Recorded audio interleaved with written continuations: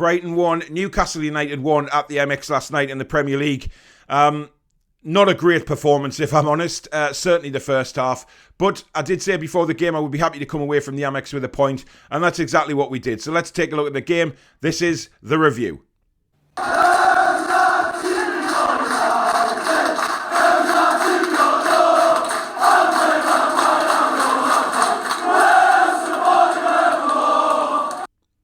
Hi everybody, I'm Paul, back again, and yes, we are reviewing last night's 1-1 draw with Brighton at the Amex. Very interesting game, not for all the good things, it has to be said. The team selection came out, and I have to say I was extremely disappointed with the team. I didn't know what angle Graeme Jones was taking on this.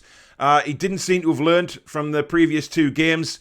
He went with pretty much the same back five, apart from obviously Manquillo being left out, and in comes Jacob Murphy. Now, Jacob Murphy is very good going forward. There's no doubt about that. He's a talented player, but his defensive skills still need a lot of work if he's going to be a right wing back. But for me, the surprise was he kept Darlow in goal over Dubravka. I was really actually annoyed at that, because I thought that Dubravka, if he's on the bench, there's no reason he shouldn't be playing in the team. He's our number one goalkeeper.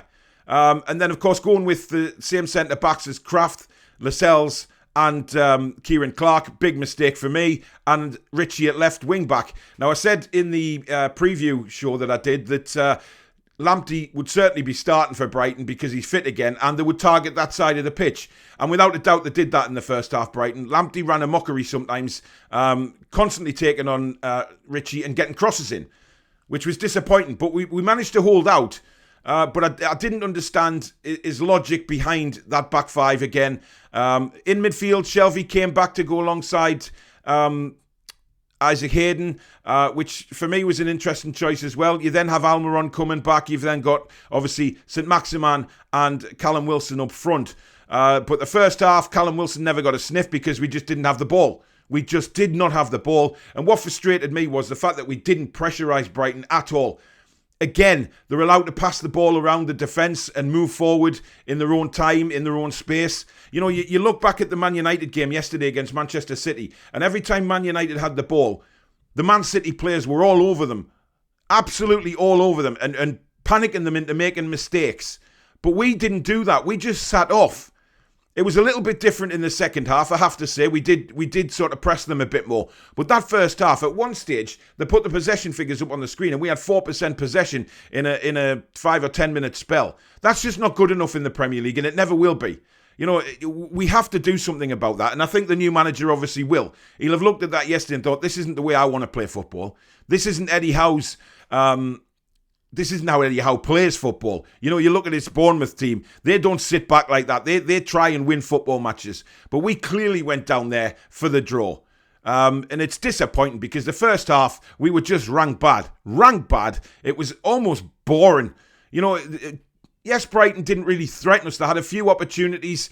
A shot straight at Darlow, a header straight at Darlow, nothing with any power on it. But then comes the penalty incident. And this has been our problem all season for me. You know, obviously the penalty will cause divide amongst people. Was it or was it not a penalty? But you look at the challenge and you think, why is he doing that in the first place? Putting a penalty risk there anyway. You know, you've got to be honest.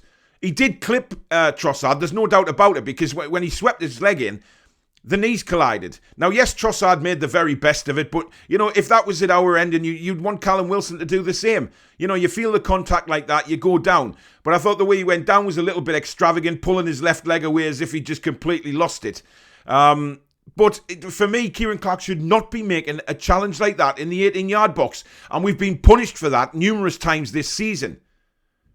And there's no doubt about that. We made the same mistake against Southampton as well. You know, with a challenge from Lascelles. We just don't seem to have our thinking heads on when we're in the 18-yard box. Yes, if Trossard had shot and scored, fair enough. But you don't make challenges like that in the 18-yard box when you're nowhere near the ball. And this has been a problem with Kieran Clark and Jamal Lascelles all season. They just don't seem to read the play very well. They're too slow to react, and we get punished for it. And that is what was disappointing. He shouldn't have made the challenge. Trossard steps up, bang, 1-0 Brighton. And nobody could say that they didn't deserve it because they were on top the whole of that first half. You know, Lamptey on the right-hand side, making a mockery of Ritchie on numerous occasions, getting crosses in, and we just couldn't live with him. Now, obviously, it was blatantly obvious that Lamptey wasn't going to play the 90 minutes. It was his first start since coming back from a very, very long-term injury. But he looks a tremendous player. So half-time, we go 1-0. And we come back out. No changes to the Newcastle side. I think Brighton made a change at half-time. But we were a little better in that second half. I have to say, it certainly wasn't as bad as the first. It wasn't brilliant by any stretch of the imagination. But I felt that we were pushing them a bit more. We were pushing them into making a few mistakes. We pressured them. We got on top of them. And then comes our equaliser. Great move, in my opinion. Lovely corner. Headed back across by Kieran Clark. And Isaac Hayden there with a brilliant finish. Got himself over the ball. Kept it low. And into the back of the net. And at 1-1, I thought we could go on and win that game. I genuinely did. We were on top then. We were starting to play a lot better than we had in the first half. So for a 5-10 minute spell, I thought, come on, let's get the winner here. But then it changed again, and Brighton got on top again and started to pressure us. We were sitting back deep again, and that's my problem with Jamal Lascelles. He doesn't push the defensive line out enough for me. And then, obviously, within the last 5 minutes, the breakaway for Callum Wilson. I thought it was very, very strange that the referee didn't blow up immediately, because why would Callum Wilson go down there? He's gone past the keeper. He's got a simple tap in to win the game for Newcastle. But he goes down. The referee, for some strange reason, play on. Now, it was difficult because Callum Wilson did sort of go down a bit later. But when you look at the slow motion replay, you see why. The goalkeeper clips his ankle. Callum Wilson then tries to keep running, but unfortunately, his right leg catches his left leg because he was clipped by the goalkeeper. So it was a sending off all day long. Now, the free kick itself, I've seen various people on Twitter saying, should he have shot, should he not have shot? Now, for me, if you look at the conditions yesterday, he was 35 yards out. Lewis Dunk goes in goal, who isn't the goalkeeper. The pitch is very wet and slippy. Now, the perfect thing for me for Shelvey to do would be to shoot. And what I mean by that is just hit it hard, but try and make it bounce a couple of yards in front of Lewis Dunk or towards one of the corners. Because that ball would have shot off the surface, and it would be very, very difficult for Lewis Dunk to try and keep that out with him not being a goalkeeper. It would be a bit of a messy save. It could have then caused a rebound, anything. So for me, I think he should have gone for goal, but instead he didn't. He tried to float it to the back post again, and the move died down. And we didn't test him at all. We didn't test him again. So for me, that was our one chance to really put some pressure on Lewis Dunk, and we didn't do it. But the full-time whistle went. It's a 1-1 draw, and like I said earlier, I would have been, before the game, if anybody asked me, I was very happy to take a point away from the Amex. I think with Norwich winning yesterday, it was important that we didn't come away with nothing. But we showed a bit more fight in the second half. But I think Eddie Howe looking on, he will realise that the scope of the job he has, but he'll also notice that, players playing out of position and the formation just doesn't work. That's not Eddie Howe's formation, and I honestly think when we take on Brentford, we'll have a totally different outlook with a different 11.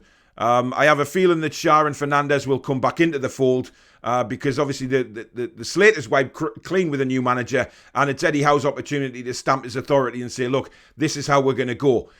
For me, it's important he doesn't listen to Graeme Jones, because Graeme Jones may well say in his ear, this is what we've been working on the last few weeks, this and that.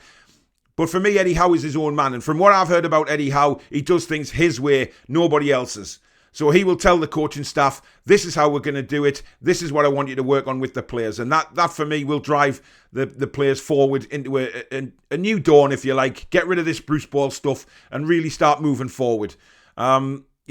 I'm pleased Graeme Jones is staying on, because one thing Graeme Jones is, he's a very good coach. He's a very, very good coach. He's not a number one. But if Eddie Howe comes in and then says, right, Graeme, I want you to work with these players on these particular tactics, Graeme Jones should go away and do that. And I'm pretty confident that he will, and will become a better side because of it. There's players on that pitch for me who are just not good enough. I'm sick of giving Miggy time, to be honest. I don't know what the hell goes on with Miggy. He doesn't play the same way like he plays for Paraguay. There was numerous occasions yesterday that Miggy was getting the ball, and he just panics. As soon as he gets the football, there's panic in his face. And so many times last night, he miscontrolled the ball. He tried to run with it. He was tackled very easily, and he was just nowhere in the game. So, of course, he was substituted for Joe Linton, which was our only change of the match, apart from, Dwight Gale coming on for Kraft in the pretty much the last minute of the game when we had a corner to try and maybe put some pressure on Lewis Dunk, but it didn't work. Joe Linton, you know, what can you say? I mean, I just hope that, you know, these players realise that they're going to get a clean slate with Eddie Howe. Let Eddie work with them and see what he can do. See if he can transform the likes of Miggy and Joe Linton. ASM was pretty much out the game again yesterday. Nothing from him. But what do you expect? You know, the teams have worked us out. They've worked Newcastle United's tactics out now with this 5 at the back. They know that we're just going to go along or we're just going to catch them on the break with ASM. So as soon as he gets the ball, there's 3 or 4 players around him just smothering him out the game. And, you know, if you're the opposition manager, that's what you work on. And it worked a treat for Brighton last night. So 1-1, you know, at least we came away with something, guys. Let's be honest. We came away with something. It was very important that we did that because, you know, with Norwich winning, like I say, it was very important that we tried to come away with something. I just felt that we could have gone on and won the game. There just wasn't enough conviction again, and that's what we've missed all season. Yes, it's 11 games without a win, but I think, you know, we have to look further than that and say at least we came away with something. It was a better second half than the first. It simply had to be because we were ranked bad in the first half. It was embarrassing, to be honest, that first half. You know, a few players, did any players stand out for you yesterday? You know, yeah, Callum Wilson was definitely up for the game. I thought Hayden was a bit better yesterday. But again, stupid yellow cards. I think Lascelles got booked in the first half very early for a stupid tackle. I mean, he was miles away. You know, and what annoys me is, you know, Lascelles is captain and he goes twisting to the referee about, you know, being yellow card. It was a yellow card all day long. He totally wiped the player out and he came from, you know, right behind him and took his legs away. It was just shocking tackle. But like I say, Eddie Howe will be looking on from the stands now or yesterday and thinking, wow, you know, where do I go with this team? I was pleased to see his backroom staff there as well. They were talking all game long about, you know, they were pointing to the pitch and seeing where things could be improved. And I think Eddie Howe will already have his ideas what he wants to do with this team. So it's only a question of time, really, before we see a change. But Eddie has to be given time. He's working with Steve Bruce's team till January at least. So for me, we've got to give him time. We've got to let him do his own thing. And hopefully that will improve as time goes on. But that's the review, guys. I hope you've enjoyed the video. If you have, please do smash the like button for me as usual. Thank you very much to everybody for the support on the channel. If you're new and you like what you see, please don't forget to consider subscribing. Lots of live shows coming up on this channel as well as recordings. We've got the Final Four Horsemen show Monday night at 8 o'clock where we will just be looking back on previous shows. Asking you guys what you enjoyed about, what was your favourite moment of the Horsemen and things like that. So it should be a good show. We'll be talking about Eddie Howe, we'll be talking about the match at Brighton as well, and where the club goes from here. So it's the last ever Four Horsemen tomorrow, so don't forget to join us for that. Fan Forum Tuesday night 8:30. That is a brilliant show. Loads of people coming on there now and really enjoying it, talking about Newcastle United. Wednesday night is a new show with myself and John Sinclair. It's the European Football Show. We'll be looking at the Premier League, Bundesliga, La Liga, League One, Serie A, all those leagues, and having a good conversation about who's on form in Europe and who isn't, and maybe, you know, possible targets for Newcastle United in future transfer windows. So it should be a really interesting show. So don't forget to tune into that, 8:30 on Wednesday night as well. But leave me a comment below. Let me know what you thought about the game. Were you inspired by the second half a little bit better than the first? You know, do you think Eddie Howe can come in and totally change things around with his own tactics? I'm interested to hear what you guys have got to say. So please leave a comment. We'll have a conversation about it below. But in the meantime, guys, have a fantastic rest of your weekend. Take care.